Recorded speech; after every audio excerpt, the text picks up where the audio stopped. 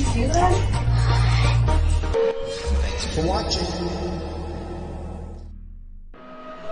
And of course, subscribe. And hello everyone, and welcome to Haunting Live podcast. Well, we have reached a new year here, and we have reached a new season also of Haunting Live podcast. Starting this new year, we have reached season 2 here on the podcast. So thank you everybody so much for tuning in and joining us and our guest here tonight. We do have a very special guest here, and she's going to be talking to you guys in just a minute, but hope you guys had a wonderful New Year's, and hope things went well over the holiday seasons for everybody.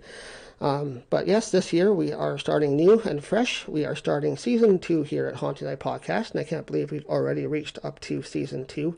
We had a great 2020. Some technical issues over the year through 2020, getting things all set up and everything.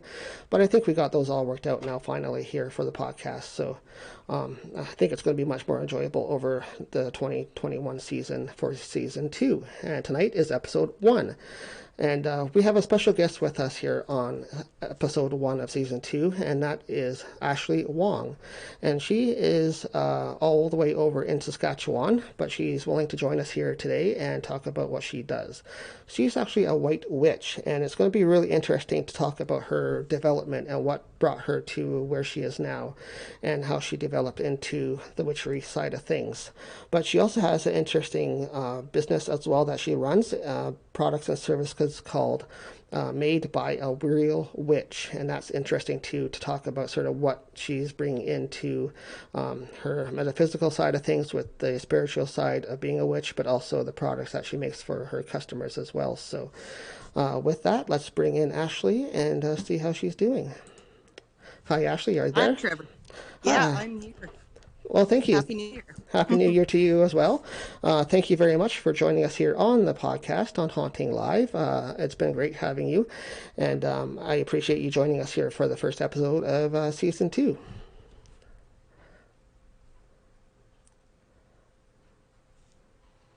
Hello? Yeah, hello. You're still there? Yep. Okay. I lost you for a minute there. Oh, Not okay, sure what no happened. problem. Glad you're still there. Thanks very much, though, for joining us on season 2 and episode 1, the very first episode. So I just introduced you as being a white witch, and tell us a little bit about how you started getting into that area of your life. What drew you into that?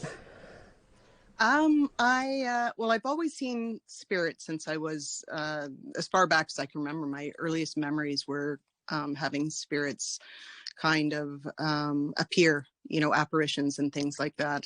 I didn't really know how to communicate with them or what was really going on until much later in life, but I just have those memories.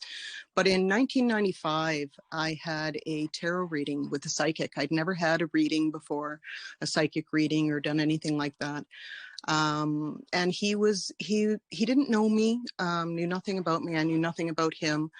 The reading was life-changing for me. It was really, it was very interesting. There was so many things that were accurate that I couldn't just dismiss it as being nothing. And I just felt a real calling with that. And of course, over time, these things that he was talking about that were to come, that hadn't taken place yet, did all start unfolding as he had predicted. And they were just things that were so out of the usual for the type of life I was living at the time, that I just, at first, when I heard it, I thought, well, that can't possibly be. These things can't happen. I just couldn't see it. But I was still very intrigued by it, and everything from the past that he told me did match up and was accurate. But all these things did end up happening. So I bought my first deck of tarot cards in 1995, and I just got into doing readings and, learning very slowly, getting into New Age and metaphysical types of subjects, and learning as much as I could. And I was just very, very drawn to it. And I didn't have a business for years. I would just do readings for friends. I would do readings for myself, for family, those types of things. I was just always fascinated by it. It wasn't until, geez, I'm not even sure what year it was. I started receiving messages in dreams in, I think it was 2015, for someone that I didn't know. This was a person that was in a different country, and I wasn't sure what to do with those messages. So I wrote a letter and sent it off. And that's when my guide, George, made an appearance. So I sent this letter off to this person that I knew nothing about, except I had these messages that were meant to be passed along. And this person's father in life was named George. I did not know that at the time. But I just had this spirit guide coming through. I refer to him as a guide. He's just a spirit, but he started coming through and spoke to me after I had mailed that letter to his son. He introduced himself to me. I didn't know what to make of that. It was as clear as day, just like me talking to you right now. And I was standing in the post office. I'd let go of the letter, and right away I had this, hello, Ashley, my name is George. And, I'm the father of the person that you just mailed that letter to. And I couldn't get rid of him after that. He's a great guy. Had a lot of guidance for me. I didn't have a lot of really strong, positive role models growing up. So I think he kind of took that upon himself to kind of step into my world and help to guide me in certain ways. And I don't hear him voice-wise like that first day when he introduced himself. I literally went home and looked up obituaries to see if this was actually a person and what was being said actually translated to reality. And it did. I found his obituary and all that. But after that initial meeting, it seemed like he would come through in dreams. That's where he would literally sit me down like I'm a student and he was a teacher, and he would discuss things with me and tell me what I should be doing with my life, decisions, things I should be making. And he's the reason why I started my business. It all started with him. He just kept saying, you need to start a business. I'd never run a business before, knew nothing about business. But he just kept nudging me in the right direction. He didn't give me the clear, cut and dry answers saying you need to start a metaphysical business, this and that. He left it in my hands. Finally, I still wasn't making a decision. And he said to me, what is it that you like to do? And I was making all of these ritual candles and things for family and friends, for myself. And I said, I really enjoy doing this. I like making these things, they get results. And he said, well, why don't you start there? And so that's kind of how my business started. But it was, I would say 99% of the communication we've had has been through dreams and through visions. He communicates a lot with scrying images. I'd never done a tea leaf reading before I had him come into my life. He got me very big into doing scrying, tea leaf reading. He communicates with me through clouds when I'm in my valley. Very interesting how my life has changed for the better since he has come along. So my interpretation of him is a spirit guide, because he's a spirit that's in my world, and he's literally guiding me down my best and most promising path. But I'm sure a lot of people would just see him as a spirit. Yeah, no, definitely. Spirit guides can do a lot of different things like that. I find they're there more for more than just to guide you down the path of life. They're there for other things as well, like that. So that sounds definitely like he was there to push you in the right direction for sure. Mm-hmm. Yeah, there's no regrets at all. I trust him 100%. There isn't much that he's asked me to do that I haven't done. There's the whole business, even the products that I make, getting into making, adding to my product line and things like that. Pretty much all of that has come through discussions I've had with him in dreams, and then turning it into something more. So there's definitely something to that. I can't say that, they're just vivid or lucid dreams. My whole entire world has changed since he came into my life. I wasn't working at the time that he entered my life. I was just at home and content to be there, and just everything changed in the matter of months, and it just keeps going in a really interesting direction. I'm quite fascinated with all the different people I've met, and the different avenues, in regards to divination and all these. There's so many different avenues that people can pursue, and it doesn't seem to matter what avenue I look into. I find it all very fascinating and intriguing. Going back a little bit, though, was there one point before you met George, that your spirit guide, that you were at sort of like a low point? Did you find yourself being sort of, okay, well, this is sort of like the bottom of it and I need to do something to get out of it? Was he there at that point in your life? No. It's a good question. I really got things turned around when he came into my world. I'd been through a lot of things on a personal level, where I'd been through a lot of like personal issues and problems. I'd been in an abusive relationship, those types of things. And so, I came out to Saskatchewan kind of to start fresh with my daughter, bring her up in a new area.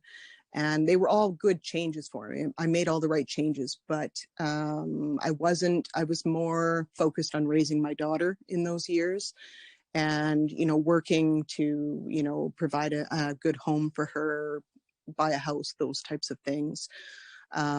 So I wasn't really heavy into the metaphysical and new age types of things, even though I was always fascinated with it. And you could call it a passionate hobby, but I was more focused on my daughter and just providing her with a good life. It was just, I don't know how many years ago now it was, but it was in more recent years. I've been doing tarot card readings for people for, probably close to 2 decades by the time he entered my life. I had a good knowledge of tarot and a lot of new age areas, astral travel, all kinds of different things that I played around with and really enjoyed. I found all of it to be very enjoyable. But yeah, I think it was, I really think he came into my world at a time where messages were needed to be passed along to certain people. I've written a number of letters to people that I've never met before, based on things that he specifically asked me to write about. And then the business, I really think that I was meant to do this business, because he sure pushed hard for that. And I appreciate it. I thank him for that. To me, it's, it's a gratitude and a blessing thing, because my life I love where things are at right now.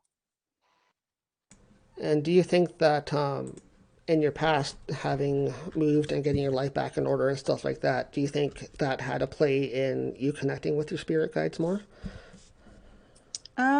I'm not sure. I think that's a tough question. I'm not really sure, to be honest. From when I first found his obituary, when I checked out the name to see if this person actually existed, or, if this was just some kind of spirit messing with me or whatever, he hadn't been passed away all that long. So he would have still been living his life, even though he's in a different country and we knew nothing about each other back when I was dealing with a lot of the personal issues going on in my life. I can't remember exactly what year he passed away, but it was in more recent years. Yeah, sometimes they just come along right when you need them to at that moment in your life, and that's why they're there for you. So Yeah. when he came to you as your spirit guide and you guys connected, it was at a time that, like you say, he pushed you to get into your business and do what you love doing, right? So Yes, and it's I have no regrets for it at all. It's been a huge massive changes going on in my world, but all very, very positive. I love what I'm doing right now. And he's got me out of my comfort zone as well, because he had me learning about things that I wouldn't normally have been learning about, different things about different religions. And he's the one that kind of got me from doing it. Initially, my business was just making products. But he got me into more of doing the readings and stepping out of my comfort zone and doing things like teaching some classes and, spell casting for people, those types of different things that were added to my business, later on. Right, and speaking of that, let's talk a little bit about that kind of development now too. Sure. So you're more known as a white witch, which is great. Mm-hmm. You tend to deal with just the positive end of things when you do spells and stuff like that. So Yep. can we talk a little bit how you work on your spells, and I guess on a client-to-client basis, what you do for people in regards to making spells up for people? Okay. Yeah, it's just when I first started doing them, I wasn't really, it was nothing that was advertised. It was just, I would hear from different people dealing with certain situations, and I would try and step in and help in certain ways that I could. I am an eclectic witch, so I kind of pick up different things from different areas that would speak to me as far as how I do things and spell work. But I do work very closely with my guide, and he's the one who sat me down in a dream one night and said, he literally sat me down and said, "You're an altruist." And I had no idea what that meant. And then he said, "You are a white witch." So he's the reason I kind of took that, because I always had referred to myself as a psychic medium, someone who would, do tarot readings for people, who would kind of connect with spirit to do readings for people, that kind of thing. Never in a million years would I have ever considered myself a witch, or a white witch, or an altruist, those types of things. But that's how I kind of started on that path. And he would, if I was struggling in an area, trying to figure out how best to do things for people, he would kind of fill in those gaps in dreams and point me in the right direction, or at least get me some of the information that I was lacking and needing. So my work has really evolved over time. Anyone that's wanting to get into doing these types of things, I would suggest that keep a journal. Write down what you're doing, what you did during your rite. Keep a book of shadows, if you want to refer to it as that, but really it's a journal.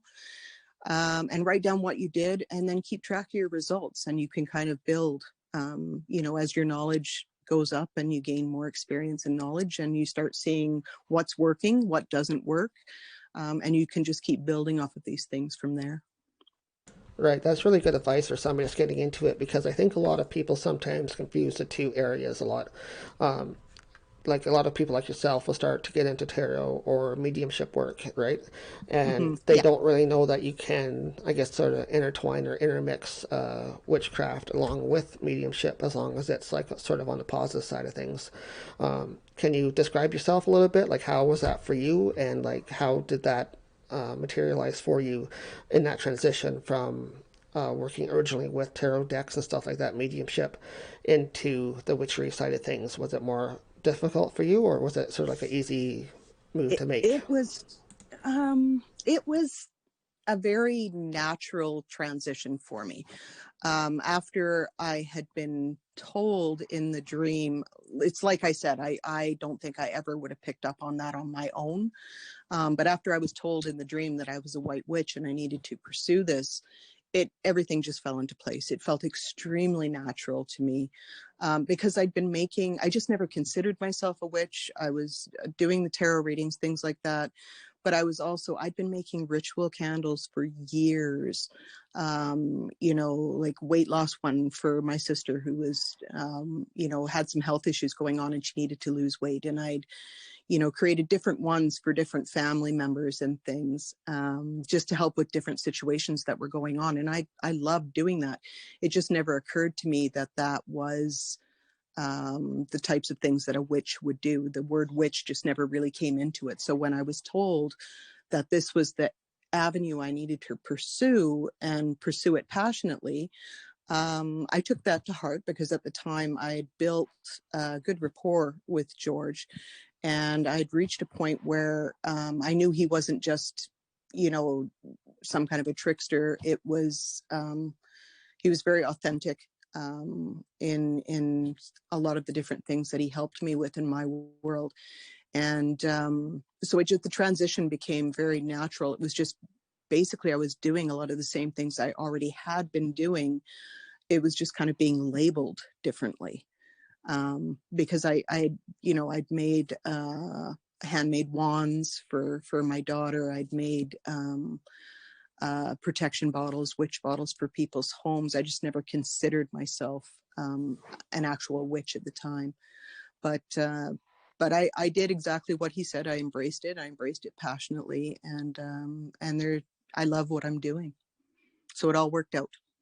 Yeah, no, it sounds like it did for sure, and sounds like he's definitely guiding you in the right direction. Maybe it was just a little push that you needed to realize where you need to get to. But how was it for you coming out of that? Like, was your family okay with it? Was your friends accepting of what you do once you started naming yourself and labeling yourself like that? That's that's a good question. That can really be awkward for people. At first I didn't want anyone to know. Like my daughter knew what I was doing, and my husband knew, my sister and my niece.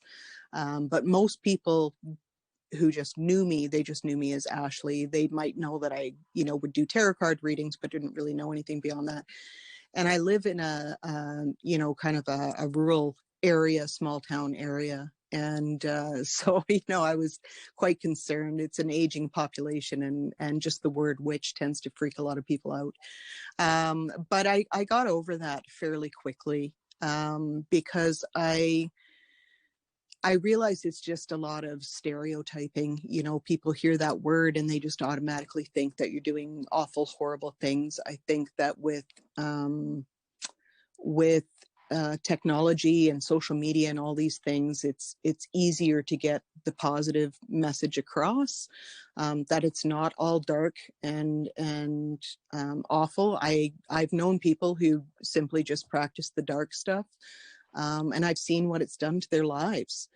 I've seen a lot of people talk about the rule of three. Whatever you send out into this world will come back to you times three. And I've found that to be very accurate. I've seen what it's done to people that I know who have practiced the dark side of things, and what's, happened to them in their lives. And I've had the same come back to me doing the positive.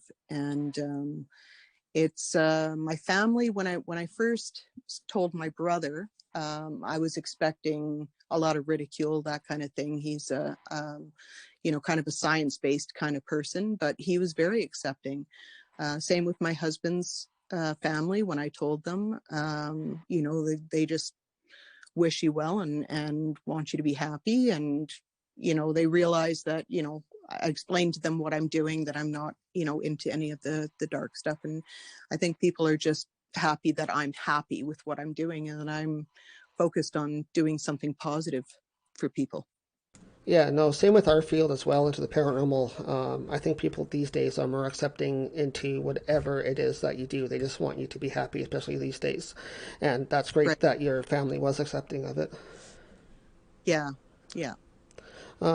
You just mentioned about the power of three there while you were talking. I Mm-hmm. find that kind of interesting, and I've heard that as well, that Yep. your intent that you put into the spells that you make and stuff like that for people, it does come back on you. So, can you give an example maybe of one good positive thing that's happened and maybe one negative thing that's happened to you from doing that? Like, has things come back on you at all?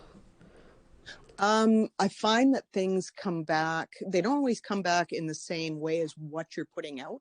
But if you're putting out good positive things, then good positive things will circle back to you. They might not circle back in the same way. So let's just say that I did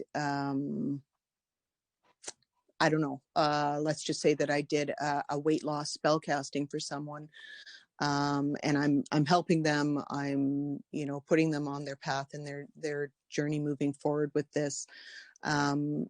You just know it just takes time, but you can look back and you can just see all the different things that came forward in a positive way for your own life. And that might not be in the form of weight loss, but I do find that a lot of the work that I do, that type of work will come back on me. I used to have horrific health problems, just awful things that I was dealing with from a virus that I had years ago. And I had neurologists and doctors tell me that, you know, things would never improve. Just have to learn to live with it, things like that. And, you know, doing healing work for other people, I found was quite interesting, because I just found myself getting stronger and stronger, and things moving forward in a positive way. As far as the negative goes, I don't really have an example of that, because I really don't have any. I don't dabble in the, you know, it's always about sending out the positive. And there's a lot of gray area in there. I try not to, like, I get a lot of messages from people who want me to spellcast for them to bring like an ex-lover back into their life. And I just turn work like that down, because that person needs to come back on their own accord. So I won't manipulate the actions of another person, because somebody has requested spell work for that, even though I'm sure their motives are very positive. You know, I don't think they have any, you know, ill intent behind what they're requesting from me. It's just, I'm very mindful about how the work I put out will affect not just the person who's requesting it, but the people that are all around them as well. That said, I've seen the effects of the negative stuff come back on people who practice it, and to each his own. I'm not placing judgment on people. It's, you know, their comfort zone and what makes them happy, so long as they're not hurting other people. You know, if that's what they want to do, that's what they want to do. But I've seen things come back. I've seen people who were just sending out awful things to other people as like revenge type things, those kinds of things. And I've seen them lose everything. I've seen, you know, their houses burn down, all kinds of loss and chaos. And it seems like whatever came back to their lives would come back in a much bigger way than what they had initially sent out. So yeah, some people say, you know, things will come back times 3. Some people say it comes back times 30. It just depends, I guess, on what you choose to believe and how you choose to look at it. But I would say it's about accurate. Whatever you send out, intention wise, you can bet it's going to circle back and come back to you. Right. So it's all about intent and what you put into it, what you put into that spell, Mm-hmm. and also what that client or person is asking to have happen, right? So if they have intent on putting in a lot of negativity, they want this and that to happen, it's like something bad to somebody, they'll get that back on them. That's how I feel about it. Some people don't view it that way, but that's my experience with it over the years, what I've seen happen in my life and other people's lives. Right, and I've heard that too as well, that whatever intent you put into it, you get that times back. So be careful what you wish for, kind of thing. Well, and that's just it, right? And so the woman that messaged me this morning wanting to get her ex back, nothing wrong with that. She had, you know, no ill intentions. It's just, for me as a practitioner, I'm the one that needs to know better. So I kind of have to explain it to her why this type of spell work isn't, you know, it's considered baneful magic, to manipulate the motives or the actions of another person. And I just put it back on them. I said, you know, how would you feel if somebody spellcast to put you in a relationship with someone who you didn't want to be in a relationship with? It's a manipulation. And I think people do understand. So what I can offer to people like that instead would be to do to do a romance or a love spell to help them meet a suitable romantic partner, but not this specific person that's walked away from the relationship and doesn't want to be involved in that relationship anymore. So there's just different ways of looking at it and what you can offer people. Yeah, definitely, for sure. So let's jump ahead a little bit now and talk about sort of how you talked about what you do, but let's talk about sort of how you learn about that stuff. You mentioned that you prefer to learn on instinct rather than doing research and stuff like that. So explain that a little bit. A lot of my learning has come from trial and error. It's just instinct. I just intuitively know to do this or use this. And again, that could be a bit of my guide coming through and nudging me in certain directions to do certain things or act in a certain way, but not with, actual voice in my ear. But and then just going on results and building from there. But most people that ask me, that are looking to get into it or interested, I would, if you're going to look into information and learning, books, those types of things, I would probably recommend for people to start with, something that's been published, an actual book, those types of things, versus random information on the internet. Because anybody can post anything they want on the internet, and there are a lot of people out there that will sabotage newbies, putting up things that, spells and things that will actually bring a lot of chaos, because the new person doesn't really know what they're doing or know any better. So I would tell people to start with books, start with reputable authors. I like Richard Webster. I like Scott Cunningham. There are actually there's so much out there nowadays, but just going into a metaphysical section of a bookstore and seeing what speaks to you. And it's okay. You can mix and match too. If you feel drawn to a certain modality, look into it. And then if you find that it's not for you, then, you can always start looking into another area or another thing. Not everything that I thought at first was calling to me was really something that I got into in a big way, but most things I find are quite fascinating. And I tend to just take little bits and pieces of things that I pick up along the way, and I kind of mold them and turn them into something new. I'm not sure if I really answered your question properly there. No, that's totally fine. Yeah, I was leaning more towards like when you learn how to do your work that you do. In the past, you have learned yourself or taught yourself more by doing rather than looking it up in books and stuff like that. So, do you prefer to do things hands-on? Yeah, that is correct. That is how I started out. It was just instincts and guts, and a lot. I worked outside a lot. I have a valley close to my home where I go and practice a lot. And I started there, and I just kind of built from things. But I learned. You just keep learning. Like I'm 50 years old, and I don't think I'm ever going to stop learning. There's so many different avenues and areas you can get into. But a lot of it is just practice. And once you start seeing results and seeing the results that you're getting, figuring out how you can build off of that, how you can make it better.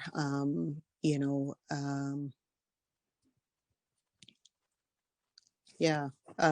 Sorry, I got a little tongue tied there. Yeah, no worries, no worries. That's good. It's always good to learn. It's always good to keep on moving forward with things for sure. Yeah, and building off of what you already like, starting with finding some kind of a base to start with, and continue building and learning from there. Yeah, you mentioned too also while we were talking that some of your favorite things are to do is well, some things that you learn to do are like the tea leaf readings and those type of things. Scrying as one of them, Hmm. and I have seen some of your postings, and you got some amazing scrying evidence that you've done that you post on your Instagram and stuff like that. So Well, thank I you. find it really interesting the stuff that you get through scrying. I've seen your clouds and also your water ones that you do. Which one's your favorite way to do scrying? We haven't really talked about that yet on the show, so let's talk about that for a little minute. What's your favorite way to do scrying? Is it the clouds or the water or the tea leaves or? Ah, that's a good question. Scrying is probably my favorite thing to do overall over anything that I do. I just thoroughly enjoy it, but I don't have, because I'm so busy with my business, I don't have as much time for it as I would like.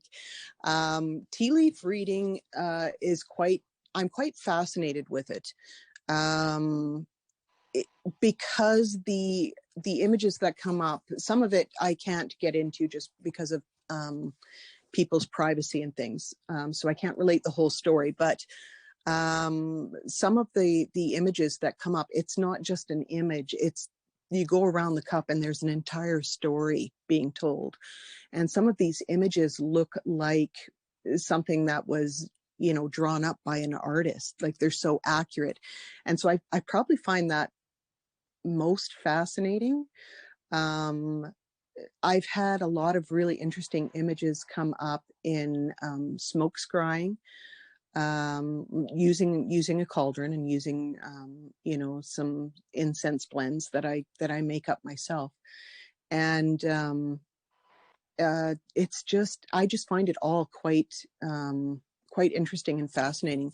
The clouds, again, when my guide is, I don't always understand exactly what I'm being shown or why, or what it connects to. But usually within a few days, I know exactly what's going on and why I was being shown certain things. Um, I think the big thing about it is just with the cloud scrying is just being aware. But it usually happens for me when I'm in my valley, when I'm, you know, walking and just relaxed, and you know, I'm away from all the hustle and bustle of life. My phone's shut off, all that kind of thing. And when I'm fully relaxed, and I just seem to make that connection. But the tea leaf reading I find very interesting because I just wonder, where does that come from? Is that coming from me? Like, I'm just swirling this cup around, and here we've got this whole story is being revealed in this cup. So I find that really quite interesting, if that's, whether or not that's actually coming from me or whether that's coming from, you know, higher consciousness, my guide. Right. Not I sure. think we can link it back to also what we were just talking about earlier is what intent you put into something is what the result will be. So if you have intent True. on doing a reading, no matter what style it is, whether it's tarot decks or scrying or any format, you put that intent into it, you're going to get those results back out of it. So I think probably the results you're getting is what you're putting into it and what your guides are telling you to do. Right, right. Yeah, I would say that you're probably 100% accurate on that. Yeah, so that's great. And so let's talk a little bit about your business end of things before we let you go here. Sure. Um, so, what all types of products do you have available for people that are interested? What I know you mentioned some stuff about candles and stuff like that so far, but tell us sort of a description of everything that you do for your business. Okay, well, I have an extensive product line, actually. I've got a graphic artist that's working on a digital catalog for me, so I'm hoping that'll be out soon because I don't have a website yet. It's just me. You know, I have 4 casual employees, but they're all doing very small jobs.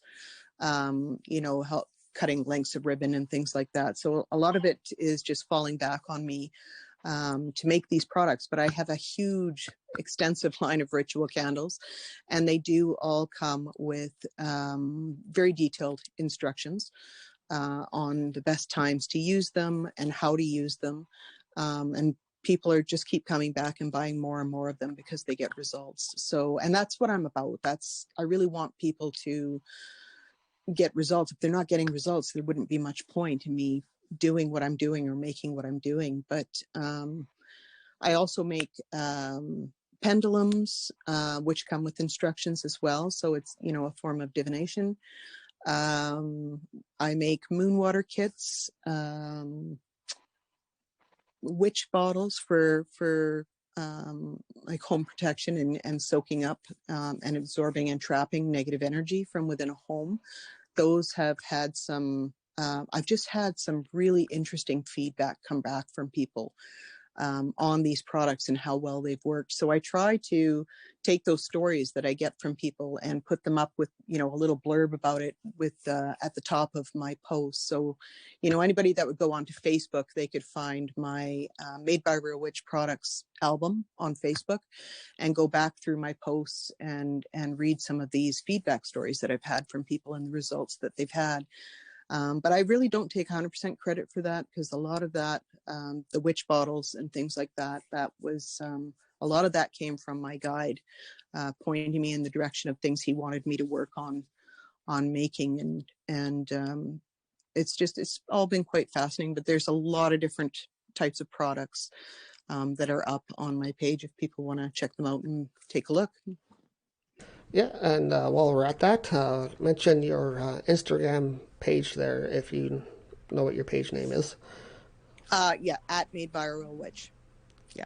Okay, so just search for at Made by a Real Witch, and you can find all of Ashley's products and services that she offers that she posts under Instagram. So, well, thank you, Ashley, so much for being here. You've been an amazing guest for our first episode of our second season here at Haunting Live Podcast. We greatly appreciate your interesting stories that you brought forward today. Well, I appreciate you having me on the show. Thanks a lot, Trevor. Yes, thank you very much. Have a great day. You too. All right. Bye-bye.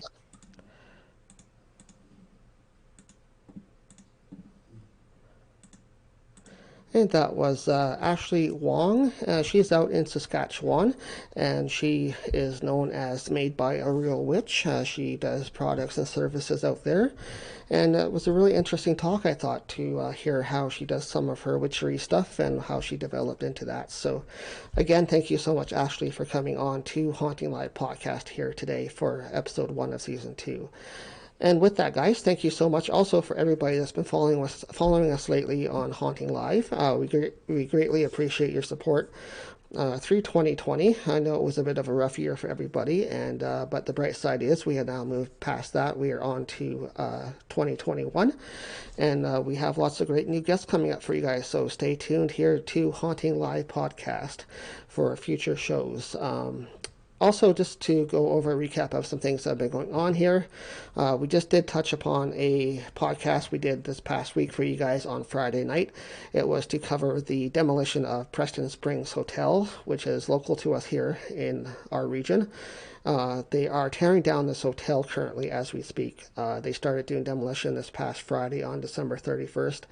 And unfortunately, it's this historical landmark has been lost now. And we did cover that on a podcast on Friday night this past week.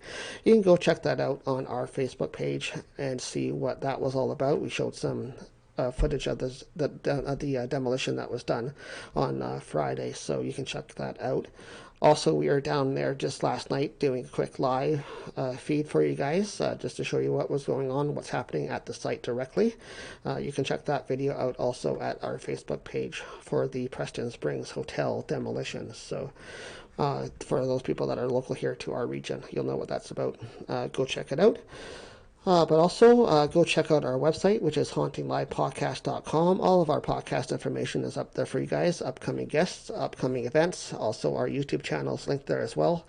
And also, we have our merch store online. So go check out our merch products that we have available under HauntingLivePodcast.com/merch. We have different things like pendulums, crystals, cleansing materials, different homemade feathers for smudging, homemade bags for storage, storing your tarot cards and stuff like that. So go check that out as well. And also on our page, we now have available for you guys our next upcoming public event. Tickets were just launched off as of January the 2nd. You can now purchase tickets for Ghosts of the Queens event coming up in April of 2021. So tickets are $140, and that's for the whole entire weekend this time. We're not allowing people to do separate nights or separate events. If you're coming for that event, it's for the whole entire weekend. And just keep that in mind while you're purchasing tickets for that at $140 each. So that's available up on our website right now at HauntingLivePodcast.com.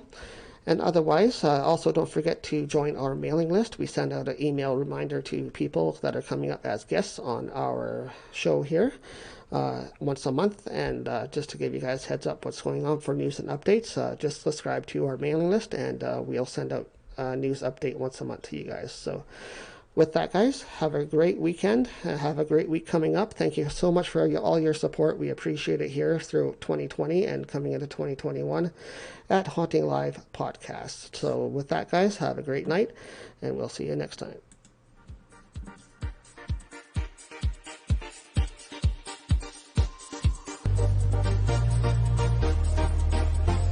Did you hear that?